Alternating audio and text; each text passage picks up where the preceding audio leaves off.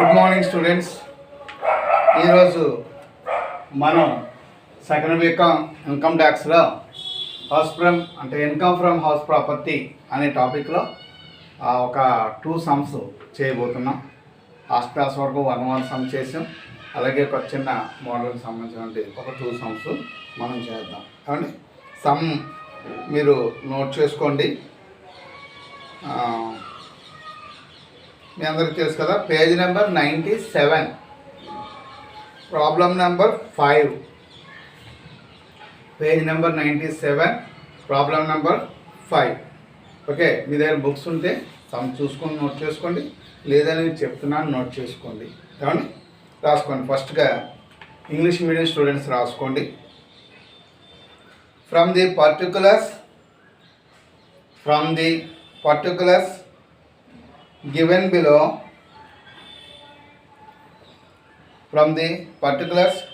below,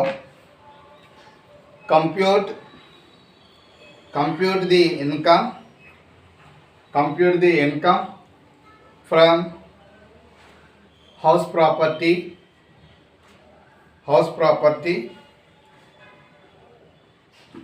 for the current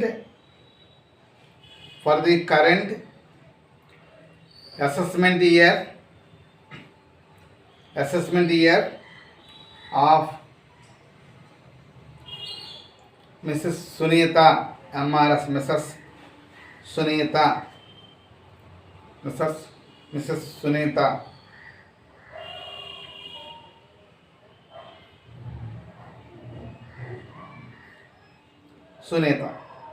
from the particulars given below, compute the income from house property for the current assessment year of Mrs. Sunita. 1 by 1 points రాసు. Particulars amount అంతే. 1 by 1 రాసు. Municipal value 30,000. Rent received 45,000.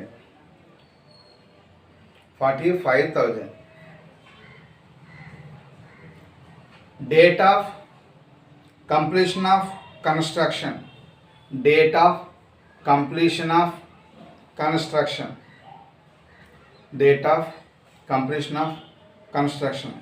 31/8/2012.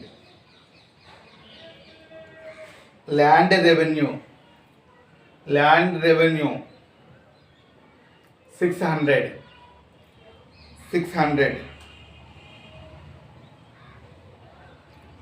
Municipal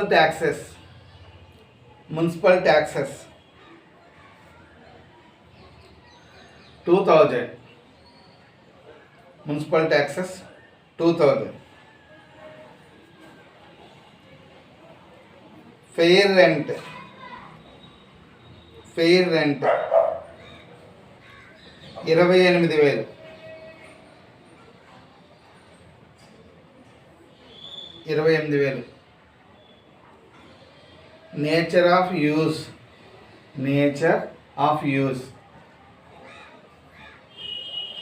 bracket లో let out for commercial అంటే వ్యాపారానికి అప్పుకి ఇచ్చారటండి, ఏదో ఆఫీస్కి. Commercial bracket close, దానికి అమౌంట్ ఏమి ఉండదు. Repairs 2,000. Ground rent 400. Next line, municipal taxes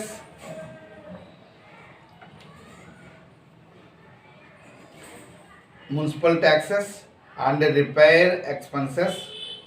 Municipal taxes and repair expenses or ARE are paid paid by tenant, TENANT, tenant, అద్దెకి ఇచ్చుకున్నవాడు అనమాట. అద్దెకి తీసుకున్న వ్యక్తి ఉంటాడు కదా, అతడు tenant. Next point, the house is constructed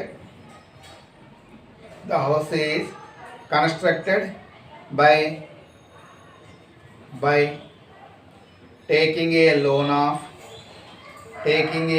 of rupees 5 lakhs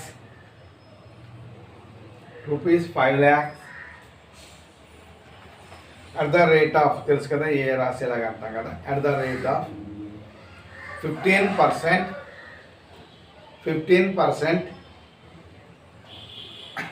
on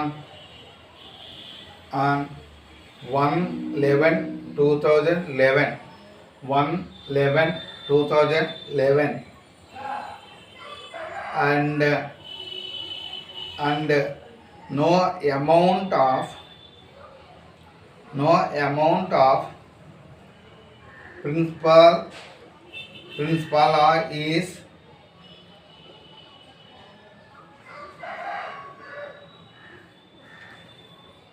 repaid. Principal is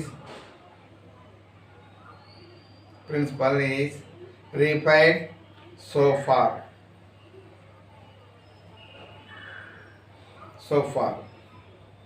but interest due is paid up to the date.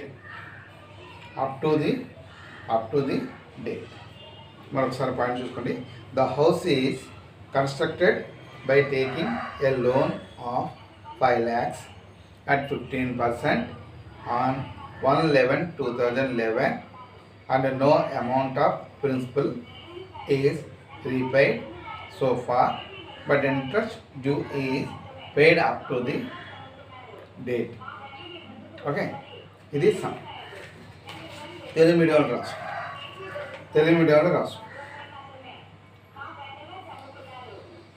శ్రీమతి సునీతకు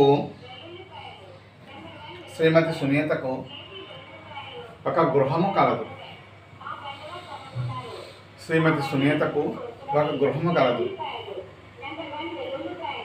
దిగువ వివరాలతో ఆమె గృహస్థు నుంచి ఆదాయం లెక్కించింది. ఆదాయము లెక్క కట్టండి.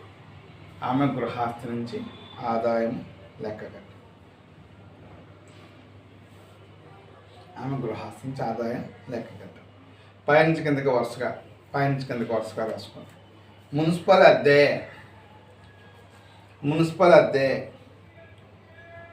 30,000.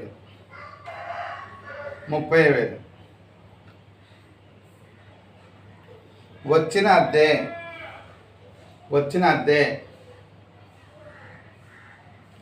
45,000.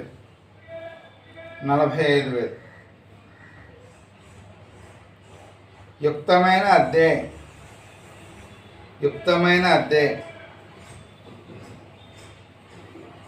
28,000.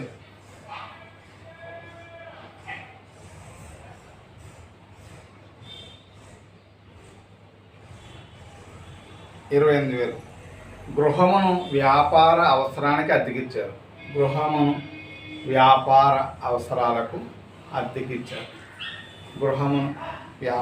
అవసరానికి అద్దెకిచ్చారు. దేనికి అద్దెకిచ్చినా పర్వాలేదండి. మరమ్మతులు 2,000. గ్రౌండ్ అద్దె 400.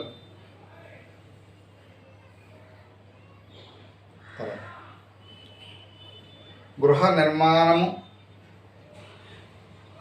పూర్తయిన తేదీ.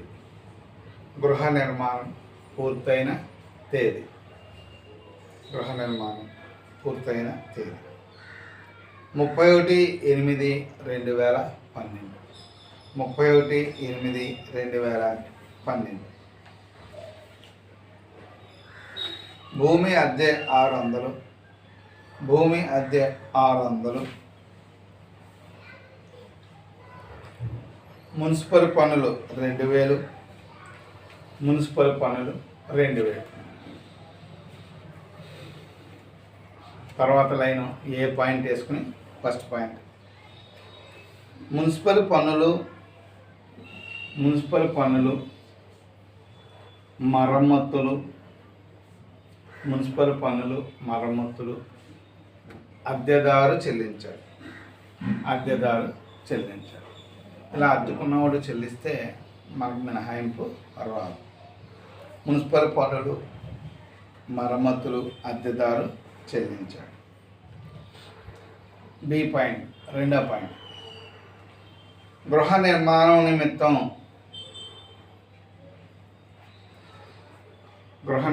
నిమిత్తం తీసుకున్న అప్పు గృహ నిర్మాణం నిమిత్తం తీసుకున్న అప్పు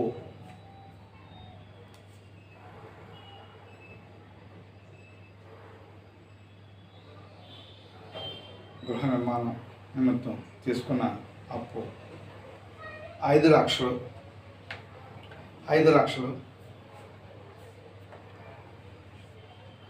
వడ్డీ 15%. వడ్డీ 15%.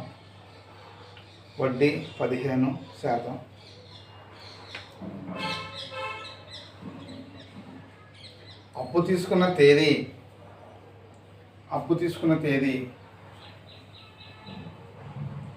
1/11/2011.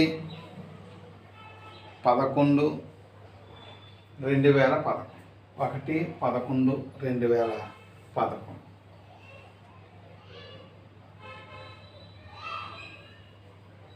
ఇంతవరకు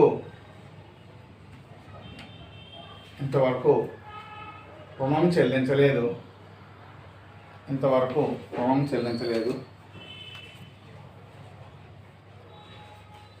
చెల్లించలేదు. రుణంపై వడ్డీ మాత్రము ప్రతి సంవత్సరము చెల్లించటం జరుగుతుంది.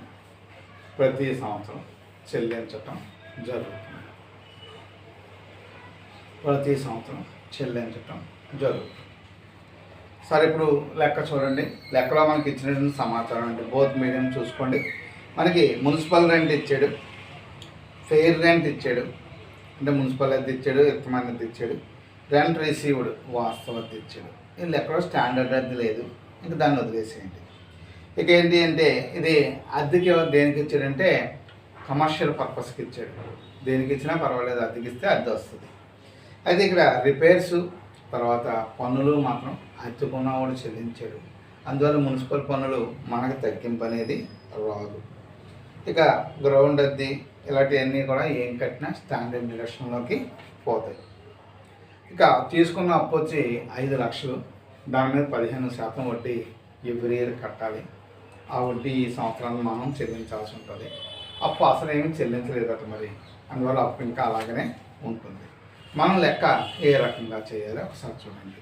నేను ఎక్స్ప్లెయిన్ చేస్తాను, అప్పుడు అర్థమయ్యాక మీరు చేసుకుంటారు. కానీ ఇన్కమ్ ఫ్రమ్ హౌస్ ప్రాపర్టీ అని పెట్టుకోవాలి, అంతే కదండి. 3 కాలమ్స్, పర్టికులర్స్, అమౌంట్.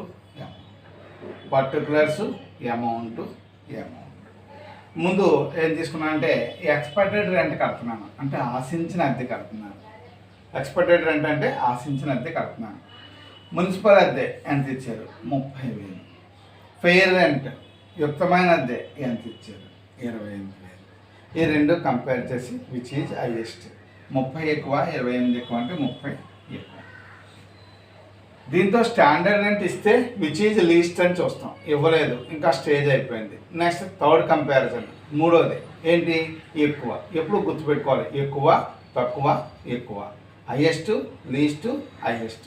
కానీ ఇప్పుడు వాస్తవ అద్దెతో పోల్చేటప్పుడు హైయెస్ట్ చూసుకోవాలి.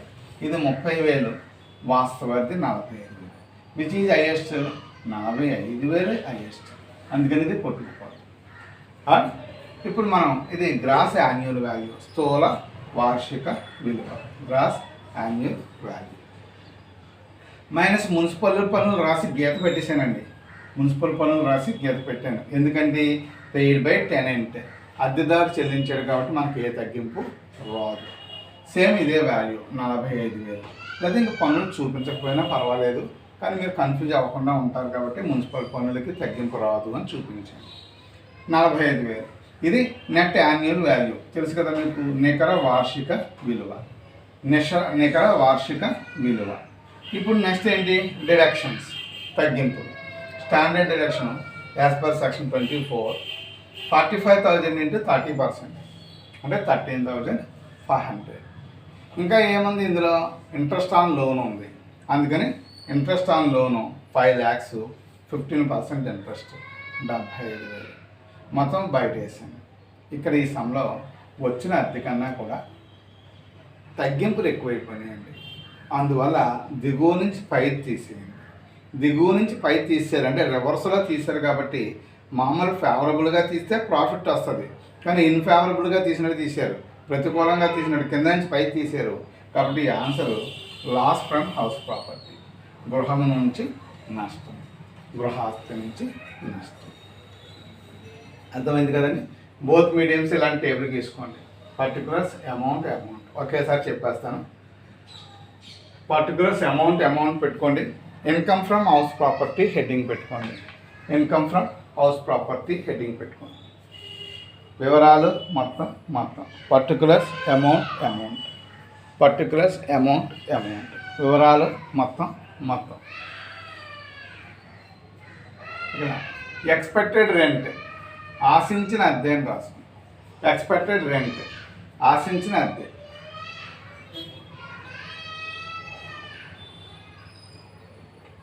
దాని దిగువన మున్సిపల్ రెంట్, మున్సిపల్ అద్దె 30,000.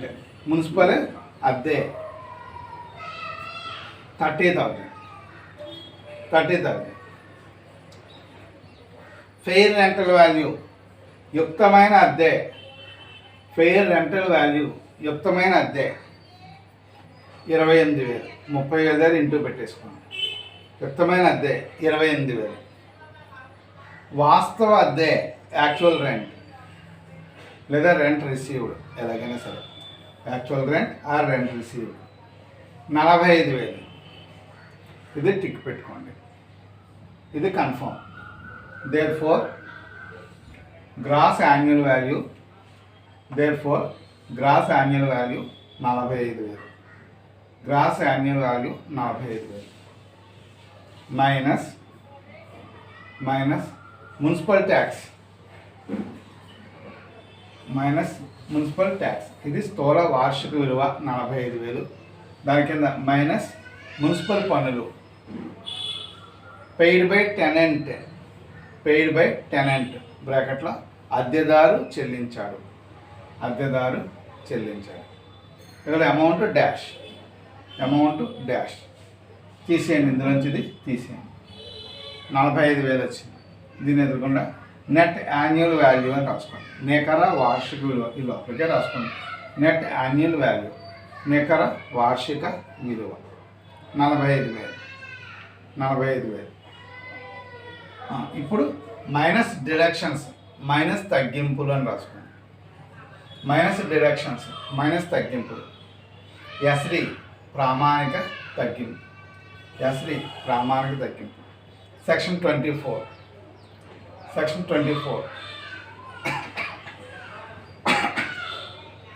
ఈ 45,000 into 30/100, 45,000 into 30/100 13,500. Interest on loan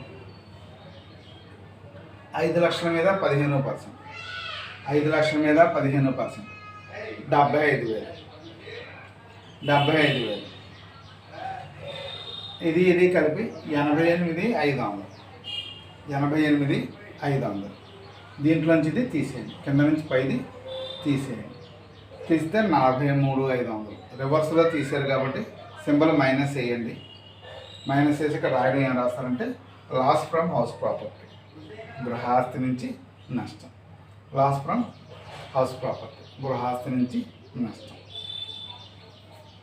ఈ హౌస్ ప్రాపర్టీ నుంచి వచ్చిన లాస్ మాత్రం ఇంకొక హౌస్ ఉన్నా లేదా అదర్ ఇన్కమ్స్ కొన్ని ఉన్నా దాని నుంచి మనం తగ్గించుకునే అవకాశం ప్రభుత్వం మనకి ఇస్తుందండి. తర్వాత చాప్టర్స్లో చూస్తాం దాని క్లారిటీ. ఇది సరిపోయింది, ఇది అండి అయిపోయింది కదా. Income from house property sum completed. Next sum రాసుకోండి.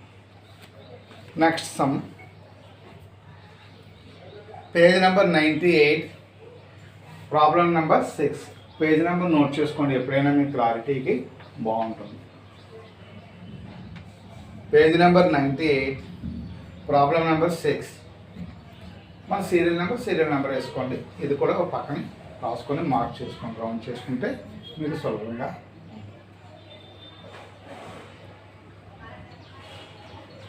ఏక పేరా కింద ఇచ్చేది సమ్ము, ఒక్కోసారి ఇలా కూడా ఇవ్వచ్చు, మనకి ఎలా ఇచ్చినా పర్వాలేదు.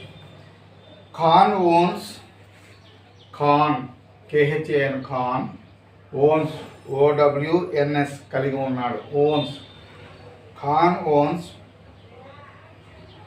ఏ రెసిడెన్షియల్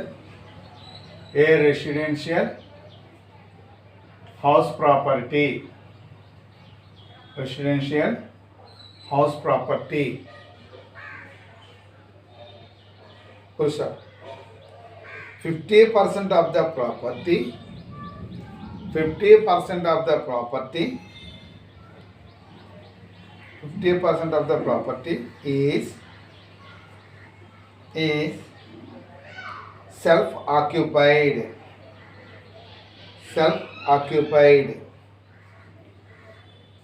and the other 50%,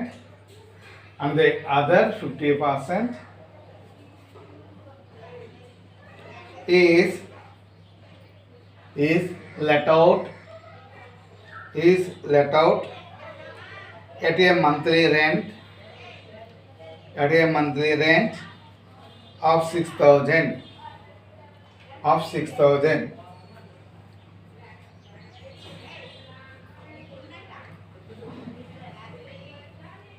బ్రాకెట్లో 2 months rent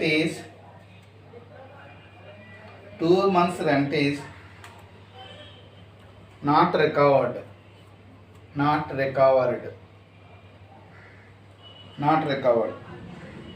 Full stop. Municipal value of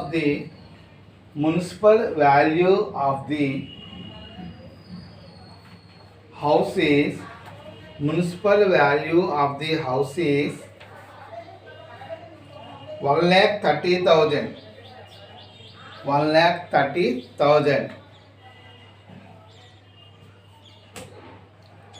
Standard rent is 1,25,000.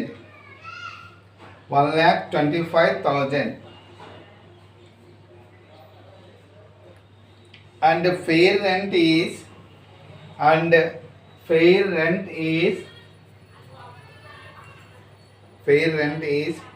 1,40,000.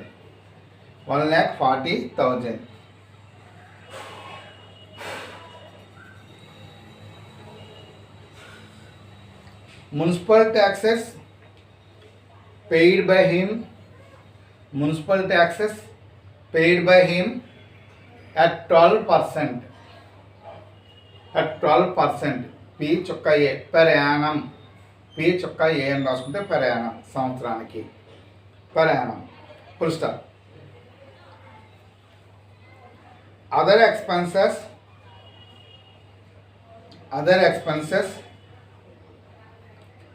for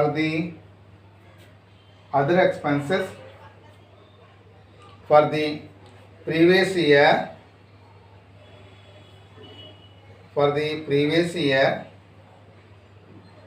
being repairs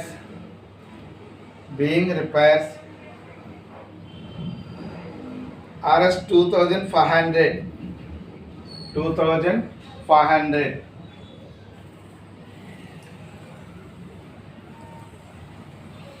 Fire insurance premium fire insurance premium 2000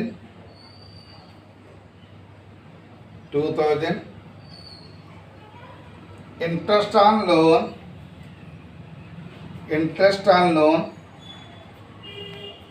borrowed borrowed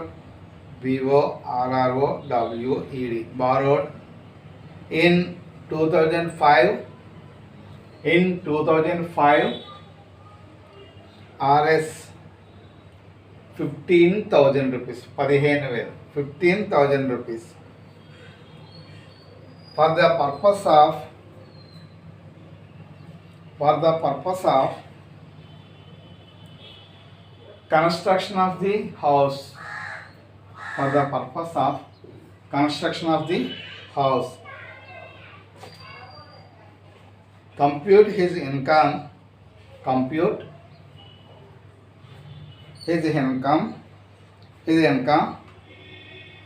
from house property.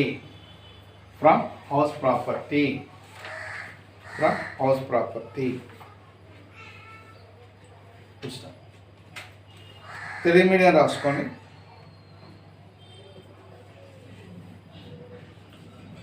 Khan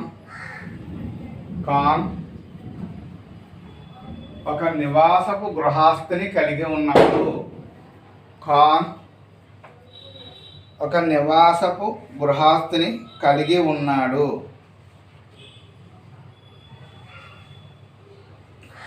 దానిలో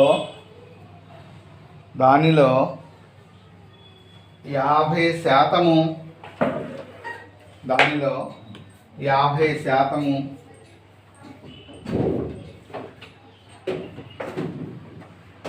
తాను నివాసము ఉంటూ మిగిలినది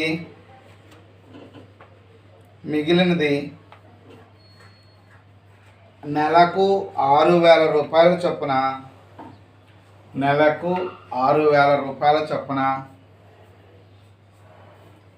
అద్దెకి ఇవ్వడం జరిగింది.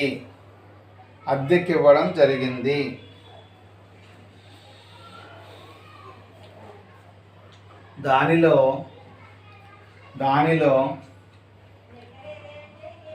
2 నెలల అద్దె వసూలు కాలేదు.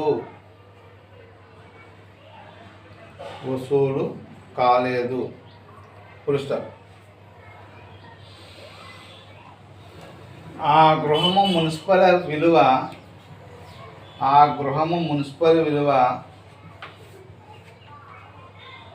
1,30,000. ప్రామాణిక అద్దె 1,25,000. 1,25,000.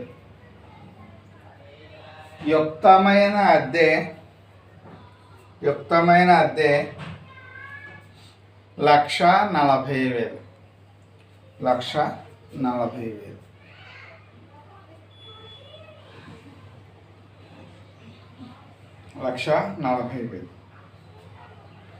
అతడు చెల్లించిన మున్సిపల్ పన్నులు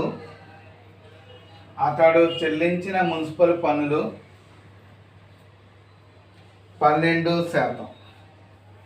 అతడు చెల్లించిన మున్సిపల్ పన్నులు 12%.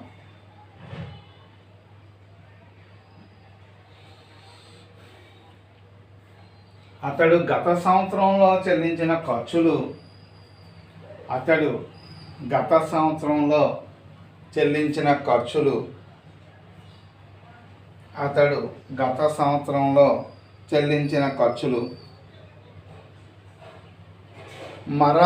2,500. మరమ్మతులు 2,500. అగ్ని బీమా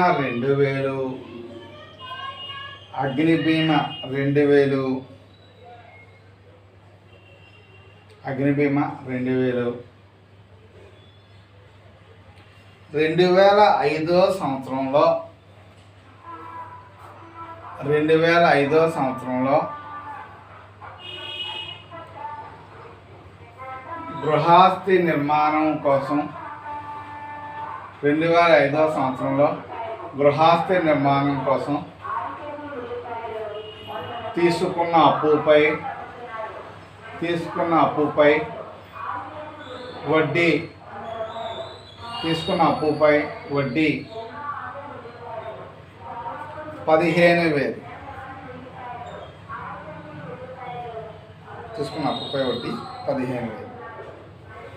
గృహస్థి నుంచి ఆదాయాన్ని లెక్కగట్టండి. గృహస్థి నుంచి ఆదాయాన్ని లెక్కగట్టండి. గృహస్థి నుంచి ఆదాయాన్ని లెక్కగట్టండి. గృహస్థి నుంచి ఆదాయాన్ని లెక్కగట్టండి. గృహస్థ ఆదాయాన్ని సమయం ఇచ్చాడు. ఒక్కసారి చూడండి అమ్మా. Khan owns a residential house property. Khan అనేవాడికి ఒక అద్దెకు ఉండడానికి పనికొచ్చి జీవించడానికి పనికొచ్చే ఒక గృహం ఉంది. 50% ప్రాపర్టీ ఈజ్ సెల్ఫ్ ఆక్యుపైడ్. ఇందులో సగం అంటే ఉదాహరణకి 2 పోర్షన్లు ఇల్లు కాబట్టి సగం ఒక పోర్షను తను సెల్ఫ్ ఆక్యుపైడ్, తాను నివాసం ఉంటున్నాడు. Again remaining 50% is let out A monthly rent of 6,000. మిగతా సగం అంటే మిగతా హాఫ్ పోర్షను, 2వ పోర్షను అద్దెకి ఇచ్చేది. మంత్లీ రెంట్ ఎంత అంటే 6,000, నెలకి 6,000. 2 months rent is not recovered. ఒక 2 నెలలు అద్దె ఇంకా రాలేదు కానీ పోర్షన్లో 2 నెలలు అద్దె రాలేదు. Municipal value of the house is 1,30,000. ఇప్పుడు మున్సిపల్ అద్దె 1,30,000 చెప్పాడు. ఇది 2 పోర్షన్ కాబట్టి 50% మనం ఉంటున్నాం, 50% అద్దెకి ఇచ్చాం కాబట్టి ఏ హౌస్ లెక్క కట్టినా 50-50 తీసుకోవాలి. 1,30,000 అంటే హాఫే తీసుకోవాలి, అంటే 65,000. స్టాండర్డ్ రెంట్ 1,25,000, అందులో హాఫ్ 62,500. ఉన్నదానికి సగం, అద్దెకి ఇచ్చిన దానికి సగం. And fair rent is 1,40,000. 1,40,000లో 70% రెసిడెన్స్కి, 70% అదే 70,000 రెసిడెన్స్కి, 70,000 రెంట్కి. Municipal taxes paid by him with 12%. అంటే అప్పుపై మున్సిపల్ పనులు మున్సిపల్ వాల్యూ మీద 12%, ఎవరు 50% వాళ్ళకి. అదర్ ఎక్స్పెన్సెస్ పెయిడ్, ఇంకా ఏం ఖర్చులు కట్టాడంటే రిపేర్స్, ఫైర్ ఇన్సూరెన్స్, తర్వాత బారోడ్ లోన్ మీద ఇంట్రెస్ట్ ఒక 15,000. అంటే ఇక్కడ రిపేర్స్ వీటికి డిడక్షన్ రాదు కదా, అన్నిటికీ స్టాండర్డ్ డిడక్షన్ వచ్చేస్తుంది కాబట్టి ఇంకా మనం లెక్కలో తీసుకోవాల్సింది అలా ఏంటంటే ట్యాక్స్. అది కూడా దేనికి, మున్సిపల్ ట్యాక్స్ అద్దెకి ఇచ్చిన దానికి మాత్రమే మినహాయింపు వస్తుంది.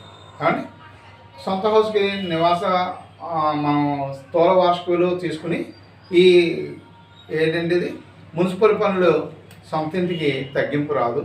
అప్పుపై వడ్డీ ఉంటుంది, దానికి మాత్రం తగ్గింపు వస్తుంది. అప్పుపై వడ్డీకి మాత్రం తగ్గింపు వస్తుంది. ఇప్పుడు ఈ సమ్ము ఎలా కట్టాలి అనేది నేను ఎక్స్ప్లెయిన్ చేస్తాను, కానీ నేను మళ్ళీ డిక్టేట్ చేయండి రాసుకోండి అని చెప్పి మీరు జాగ్రత్తగా టేబుల్స్ అర్థం చేసుకొని చూసి చేయండి. బోర్డు మీద కూడా ఆన్సర్ ఉంది కాబట్టి ఒకవేళ డౌట్ వస్తే దీన్ని చూడండి. మ్యాక్సిమం మీరు చేయడానికి ప్రయత్నం చేయండి. సమ్ సులువుగానే ఉంది, మీకు అర్థమవుతుంది కూడా. కాబట్టి ఒకసారి నేను జస్ట్ ఎక్స్ప్లెయిన్ చేస్తాను, మరి మళ్ళీ నేను రాసుకోమని చెప్పను. తెలుగు మీడియం ఇంగ్లీష్ మీడియంకి సమ్ము మీరే జాగ్రత్తగా రాసుకోండి. ఇన్ కేస్ ఏదైనా ఆన్సర్ అది కనిపించే అర్థం కాకపోతే ఇందులో చూసుకోండి. ఒకసారి ఎక్స్ప్లెయిన్ చేస్తున్నాను, నేను ఎక్స్ప్లెయిన్ చేసిన దాని ప్రొసీజర్ని బట్టి మీరు సొంతంగా చేయడానికి ప్రయత్నం చేయండి. అర్థం కాకపోతే దీని మీద చూసుకుని రాసుకోండి. ముందు income from house property heading పెట్టాను. గృహస్థి నుంచి ఆదాయం అని తెలుగు మీడియం అయితే పెడతారు. పర్టికులర్స్ అమౌంట్ వివరాలు మొత్తం పెడతారు. ఏమి ఇచ్చారు తీసుకోండి. First 50% property self occupied. మీరు 50% సొంత నివాసం అని రాసుకోండి. 50% సొంత నివాసం, 50% సెల్ఫ్ ఆక్యుపైడ్. ఓకే, అప్పుడు దీని గ్రాస్ యాన్యువల్ వాల్యూ, దీని స్థూల వార్షిక విలువ ఏమని రాయాలంటే నిల్, ఏముండదు ఇంకా నిల్ అని రాస్తాను. గ్రాస్ యాన్యువల్ వాల్యూ స్థూల వార్షిక విలువ నిల్. దీనికి మైనస్ డిడక్షన్స్ అంటే ఏం డిడక్షన్ ఇస్తాము అంటే మున్సిపల్ పనులు ఇవ్వనని చెప్పాను కదా, మనకి కుదరదు ఇవ్వడానికి. అది ఏమి ఇవ్వాలి అంటే అప్పుపై వడ్డీ ఇవ్వాలి. అప్పుపై వడ్డీ ఎంత? 15,000 ఇంట్రెస్ట్ ఆన్ లోన్. కానీ మనం సగం ఇంటికే ఇక్కడ లెక్క చూడాలి. అంటే ఇందులో 50/100 అంటే 7,500. ఇప్పుడు ఈ నిల్లోంచి 7,500 తీసేయండి. ఎప్పుడు కూడా దిగువ నుంచి పైకి తీస్తే అప్పుడు ప్రాఫిట్ రాదు, లాస్ వస్తుంది. ఫేవరబుల్ రాదు కదా, ఇన్ఫేవరబుల్ వస్తుంది. అంటే 7,500. ఇది లాస్ ఫ్రమ్ హౌస్ ప్రాపర్టీ, గృహాస్తి నుంచి నష్టం. ఇది సొంత నివాసానికి ఒక పోర్షన్కి. రెండో పోర్షన్ హెడింగ్ పెట్టాను 50% లెట్ అవుట్, అంటే 50% అద్దెకి ఇచ్చిన గృహము, 50% అద్దెకి ఇచ్చిన గృహాస్తి లేదా గృహం. దీంట్లో ఫస్ట్ ఎక్స్పెక్టెడ్ రెంట్ కడుతున్నాను, ఆశించిన అద్దె కడుతున్నాను, సైడ్ హెడ్డింగ్. ఎక్స్పెక్టెడ్ రెంట్ అంటే ఆశించిన అద్దె, సైడ్ హెడ్డింగ్. ఓకే. ఇప్పుడు దీంట్లో మున్సిపల్ వాల్యూ 1,30,000 ఇచ్చారు. ఇందాక ఏమన్నాను, ఒక పోర్షన్ కాబట్టి సగం అన్నాను. 50/100 మున్సిపల్ విలువ 50/100, 1,50,000 మీద 65,000. మరి ఫెయిర్ రెంట్ వాల్యూ అంటే యుక్తమైన అద్దె 1,40,000 మీద 50%, 1,40,000 మీద 50%. అంటే ఇది ఫెయిర్ రెంట్. ఓకే, కనిపిస్తుందా? ఫెయిర్ రెంట్ 1,40,000 మీద 50% అంటే 70,000. స్టాండర్డ్ రెంట్, ఇది స్టాండర్డ్ రెంట్ 1,25,000 మీద 50% 62,500. ఇప్పుడు చూడండి ఏది తీసుకోవాలో. ఇక్కడ municipal value, fair rent which is highest, 70,000 highest. Okay, ఇది standard rent which is least, ఇది పోయింది. దీంతో యాక్చువల్ రెంట్ కంపేర్ చేసి విచ్ ఈజ్ హైయెస్ట్ అనేది తీసుకోవాలి. కానీ ఇక్కడ ఈ సమయం ఏంటంటే రెంట్ నాట్ రికవర్డ్ ఉంది, అంటే వసూలు కానీ అది ఉంది.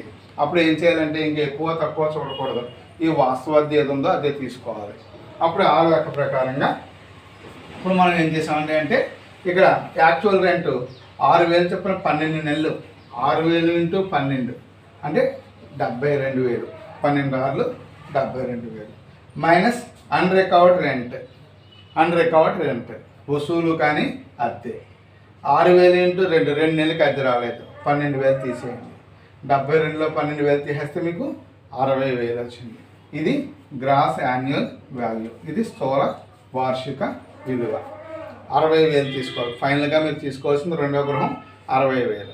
దీంట్లోంచి ఏం చేస్తారో మున్సిపల్ పన్నులు తీసేయండి. ఎంత శాతం? మున్సిపల్ విలువ 65,000, దాని మీద ఎంత శాతం చెప్పాడండి అంటే పన్నులు 12% చెప్పాడు, 7,800. ఇది ఇందులోంచి తీసేస్తే 54,700. దేనికి డిడక్షన్స్ ఉంటాయి? స్టాండర్డ్ డిడక్షన్ మైనస్ యాసిడీ. డిడక్షన్స్లో ఫస్ట్ యాసిడీ. ఈ 54,700 మీద 30% అంటే 16,410. 16,410. తర్వాత ఇంట్రెస్ట్ అంటే గృహం మీద ఇంట్రెస్ట్ ఆన్ లోన్. ఇది 15,000 రెంటు, దాని మీద 15,000 ఇంట్రెస్ట్, దాని మీద 50% దీనికి 7,500. ఇప్పుడు ఈ రెండు కలిపితే 23,910. ఇది ఇందులోంచి తీసేయండి.